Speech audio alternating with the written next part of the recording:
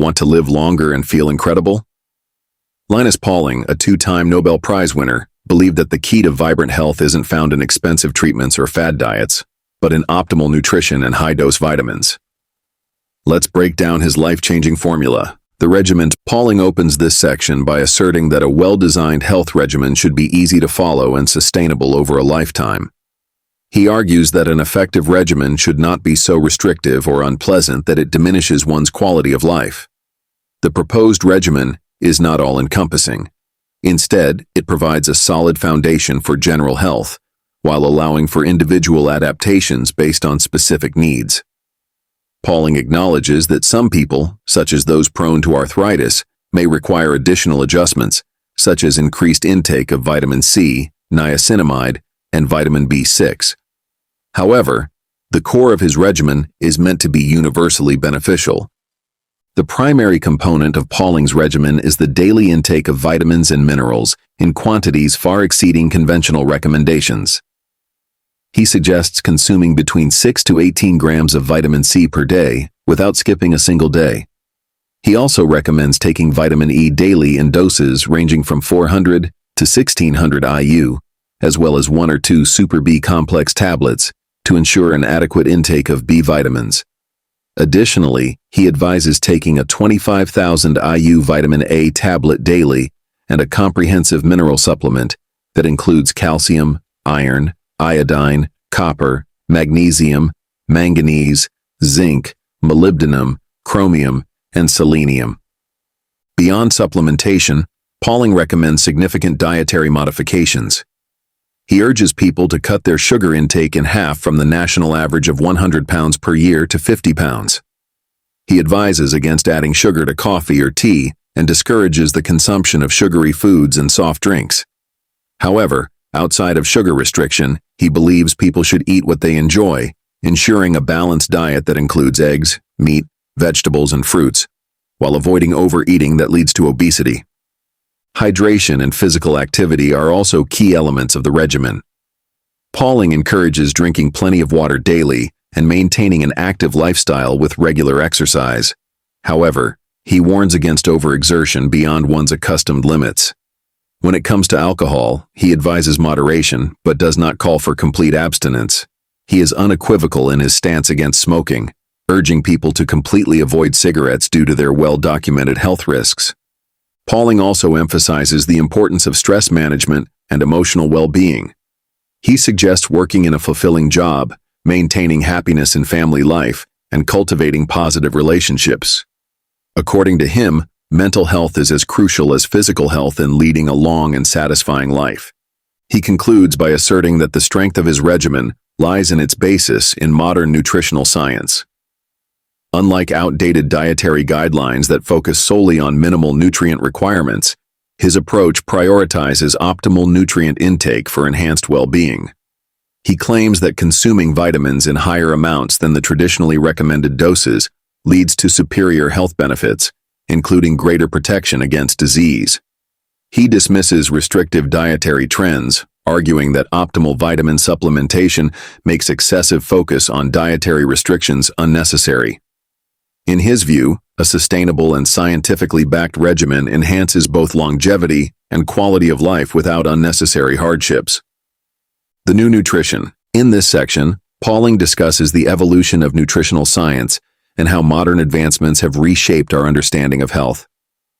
He argues that traditional nutrition was primarily concerned with preventing deficiency diseases like scurvy, beriberi, and rickets, but it failed to address optimal health. The new nutrition, in contrast, seeks to enhance well-being and longevity through the optimal intake of essential nutrients, especially vitamins. Pauling begins by recounting the discovery of vitamins and their role in preventing diseases caused by deficiencies. He describes how scientists identified the specific vitamins responsible for conditions like scurvy, vitamin C deficiency, pellagra, niacin deficiency, and pernicious anemia, vitamin B12 deficiency. While these discoveries were groundbreaking, he criticizes the medical establishment for failing to take the next logical step, using vitamins not just to prevent deficiencies, but to optimize health.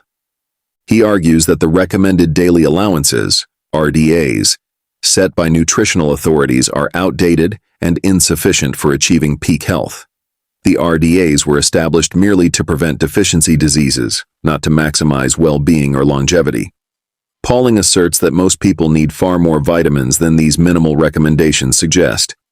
He introduces the concept of megavitamin therapy, advocating for high doses of vitamins, particularly vitamin C, which he believes enhances immune function, fights infections, and even helps prevent chronic illnesses like cardiovascular disease and cancer.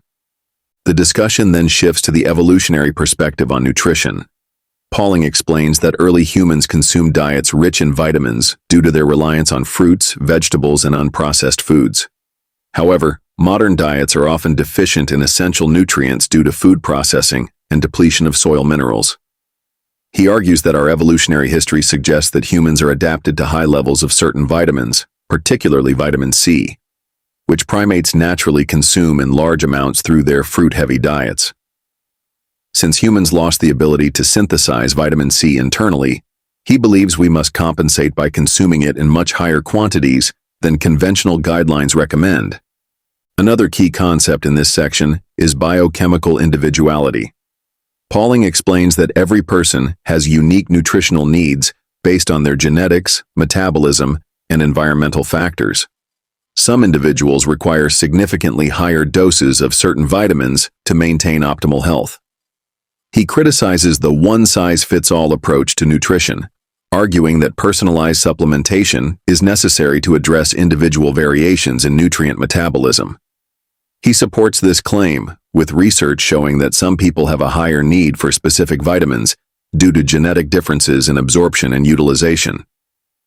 Pauling also critiques mainstream medicine for its slow adoption of new nutritional science. He argues that most physicians receive inadequate training in nutrition and are often dismissive of vitamin therapy. He points out that much of modern medicine focuses on treating diseases with drugs rather than preventing them through proper nutrition. This pharmaceutical-driven approach, he contends, neglects the potential of vitamins to enhance the body's natural defenses and prevent illness. Throughout this section, Pauling reinforces the idea that achieving optimal health requires more than just avoiding malnutrition.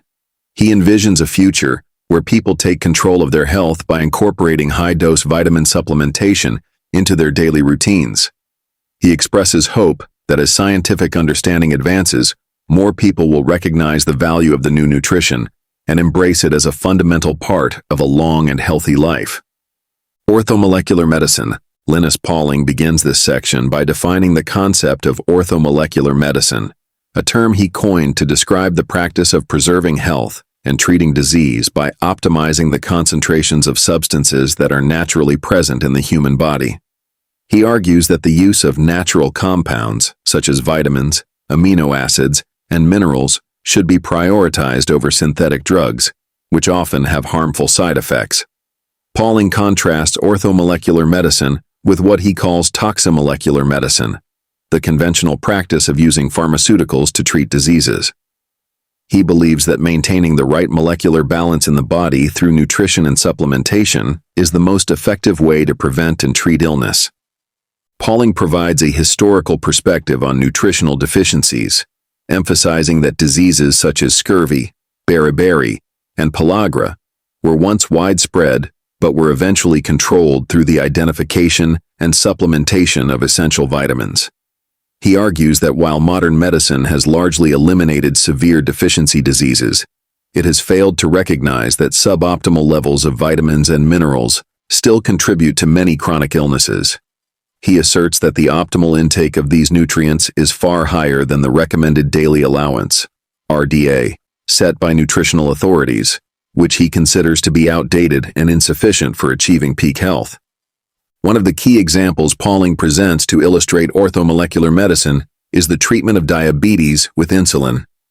He explains that diabetes mellitus is a hereditary disorder caused by the body's inability to produce sufficient insulin, a hormone that regulates blood sugar levels. The injection of insulin, which is structurally similar to human insulin, but derived from animals such as cows and pigs, restores normal glucose metabolism in diabetics. Pauling identifies this as a prime example of orthomolecular therapy because it involves restoring the concentration of a naturally occurring molecule in the body, rather than introducing a foreign synthetic compound. Another example of orthomolecular medicine is the management of phenylketonuria, PKU, a genetic disorder in which the body cannot properly metabolize the amino acid phenylalanine. In individuals with this condition, phenylalanine accumulates in the blood and leads to severe cognitive impairment if left untreated. Pauling explains that the disease can be controlled by an orthomolecular approach, placing affected individuals on a diet low in phenylalanine to maintain normal metabolic function. He draws a parallel to other conditions that might be treated similarly by adjusting the intake of specific vitamins or nutrients to compensate for metabolic abnormalities.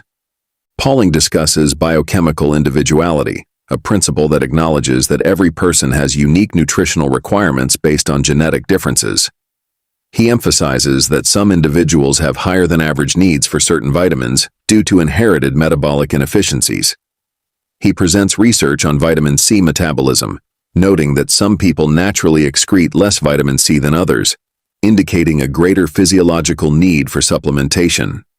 He suggests that people with such variations may require megadoses of certain vitamins to maintain optimal health. One of the most controversial aspects of orthomolecular medicine, according to Pauling, is the use of high-dose vitamin therapy for mental health conditions such as schizophrenia. He references studies conducted by Abram Hoffer and Humphrey Osmond, which found that large doses of niacin, vitamin B3, and vitamin C improved symptoms in some schizophrenic patients. Pauling argues that these findings challenge the mainstream psychiatric approach, which relies heavily on pharmaceutical drugs that often cause significant side effects. He criticizes the medical establishment for dismissing orthomolecular psychiatry without thoroughly investigating its potential benefits. Pauling also explores the role of vitamin C in disease prevention, particularly its ability to strengthen the immune system. He argues that vitamin C plays a crucial role in enhancing the body's natural defenses against infections, cardiovascular disease, and even cancer. He discusses the work of researchers who found that vitamin C supplementation helps control a wide range of illnesses, from common colds to serious chronic conditions. He acknowledges that many medical professionals remain skeptical of these claims, but asserts that the growing body of evidence in favor of vitamin therapy cannot be ignored indefinitely. Throughout this section, Pauling is highly critical of the pharmaceutical industry and the medical establishment, which he believes are resistant to change due to financial incentives. He argues that the widespread use of prescription drugs has created a system that prioritizes symptom management over disease prevention. In contrast, orthomolecular medicine focuses on maintaining long-term health by addressing underlying nutritional imbalances. He suggests that if more people adopted orthomolecular principles, the incidence of chronic disease would decline significantly, leading to lower healthcare costs and a healthier population. Pauling concludes by expressing optimism that orthomolecular medicine will eventually gain broader acceptance as scientific research continues to validate its principles. He envisions a future in which medical professionals incorporate nutritional therapy into standard treatment protocols, and where individuals take proactive steps to maintain their health through optimal vitamin and mineral intake. He encourages readers to take responsibility for their own well-being by educating themselves about nutrition and making informed choices about supplementation. Vitamins and drugs.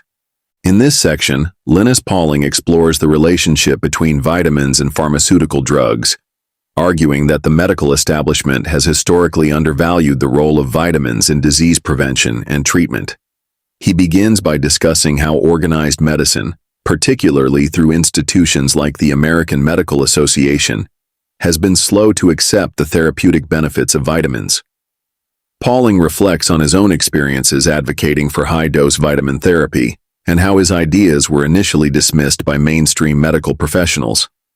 However, he notes that public interest in vitamin supplementation has grown significantly, forcing the medical community to reconsider its stance.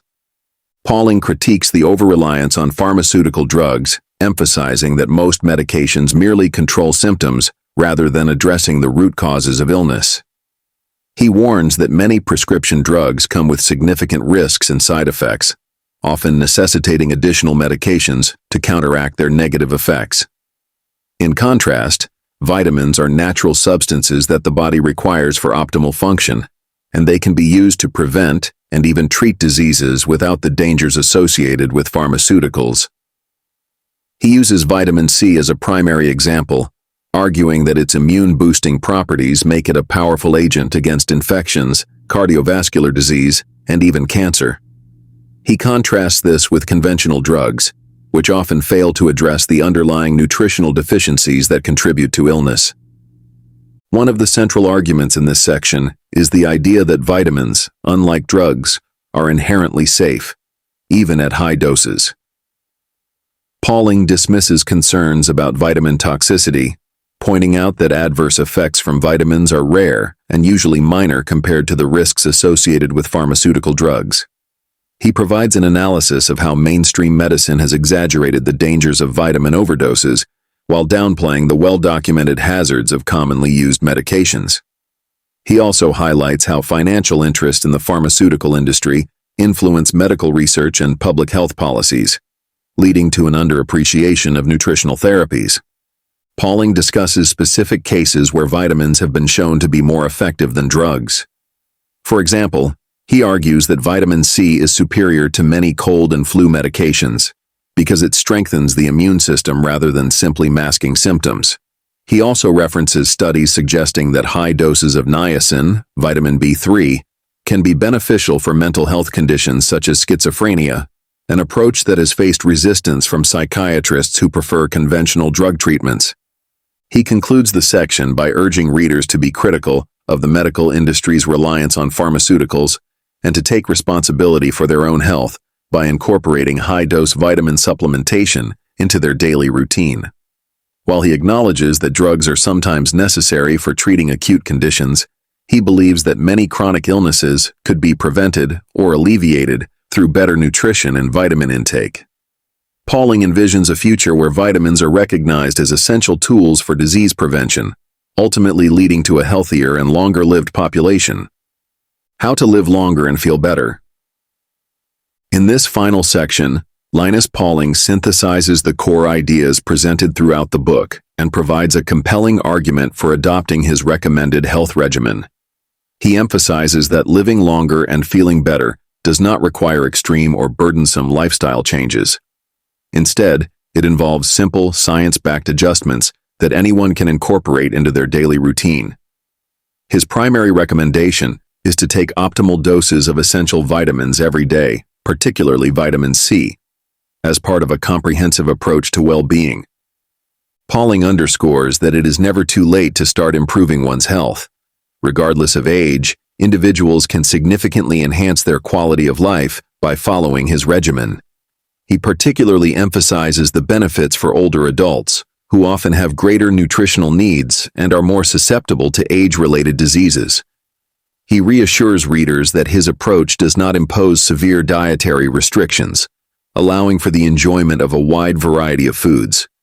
The only major dietary limitation he strongly advocates is reducing sugar intake, which he describes as one of the greatest threats to long-term health, comparable to the dangers of smoking.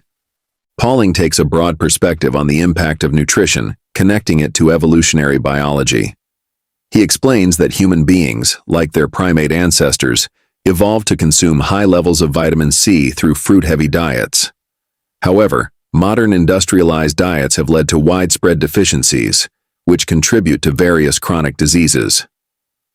He argues that taking vitamin supplements is not merely a modern health trend, but a way of restoring the nutrient balance that humans were naturally adapted to before processed foods became dominant. Beyond individual health, Pauling explores the societal benefits of better nutrition.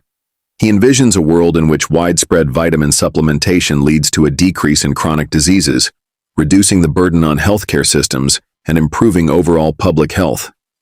He expresses optimism that as more scientific evidence emerges in favor of high-dose vitamin therapy, medical institutions will gradually shift their stance and embrace orthomolecular medicine. Pauling ends the book on an inspiring note, encouraging readers to take control of their health by making informed decisions about nutrition.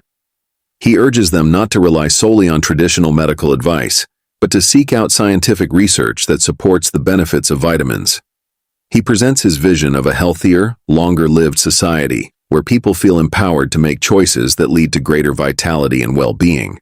By following his guidance, he believes that individuals can not only extend their lifespan, but also enhance the quality of their lives, making every year more fulfilling and enjoyable. If this summary gave you new insights, hit the like button and let me know in the comments. What's one change you'll make for better health? And if you want more life-changing wisdom, make sure to subscribe to our channel so you never miss a new video.